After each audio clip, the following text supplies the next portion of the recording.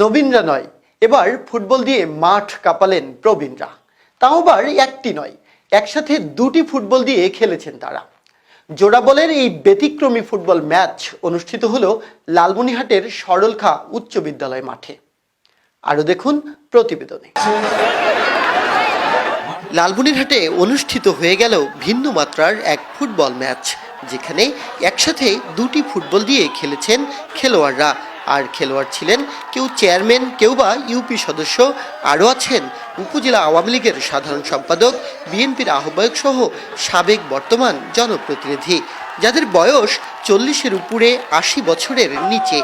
খেলোয়াড়রা প্রবীণ হলেও সমান তালে বলের পিছনে ছুটেছেন পুরো মাঠ জুড়ে।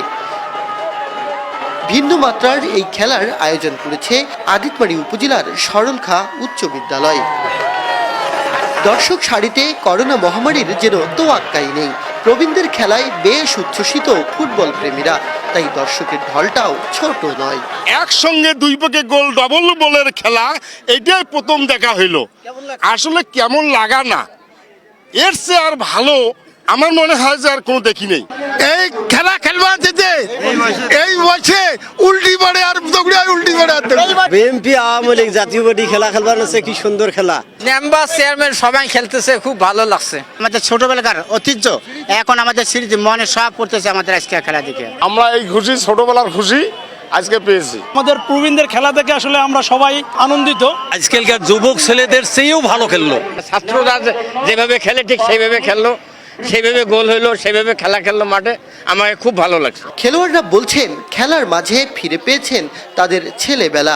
প্রতি বছর এমন আয়োজন অব্যাহত রাখার দাবিও তাদের। আমার 63 বছর বয়সে আমি খেলছি, আমি অত্যন্ত খুব খুশি। আমরা যে বড় ভাইদের সঙ্গে খেললাম, সিনিয়র পার্সনদের সঙ্গে খেললাম, আমরা জীবনে তাদের সঙ্গে খেলি নাই, খুবই ভালো লাগছে। মানে এত সুন্দর খেলা মনে হয় আমাদের জীবনে আর হবে না। আমরা এমন একটি সময়ে খেললাম এবং যারা এই খেলাটা উপভোগ করছেন তারাও আনন্দিত এবং পাশাপাশি আমরাও আনন্দিত। আমার এখন বয়স 51 চলছে। আমরা যখন খেলার মাঠে নামি তখন আমার কাছে মনে হয়েছিল যে আমার বয়স 20 বছর। এই 20 বছরে আমরা খেলাধুলা করতেছিলাম, খুব ভালো খেলতে ইচ্ছা করতেছিল।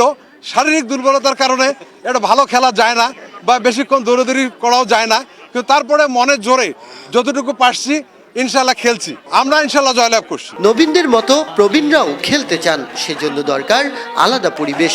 তাছাড়া সামাজিক মেলবন্ধন সৃষ্টির অন্যতম উপায় খেলাধুলা। সেই উপলব্ধি থেকে ব্যতিক্রমী খেলার আয়োজন বলছেন আয়োজকরা। তবে মাথায় রেখেছিলেন মহামারীর বিষয়টিও। আমরা সারা জীবন নবীনরা খেলে আসতেছি, প্রবীণ যারা আছে তারাও কিন্তু খেলতে চায়, কিন্তু তারা প্রকাশ করতে পারে না, তারা সেই রকম একটা পরিবেশ পায় না।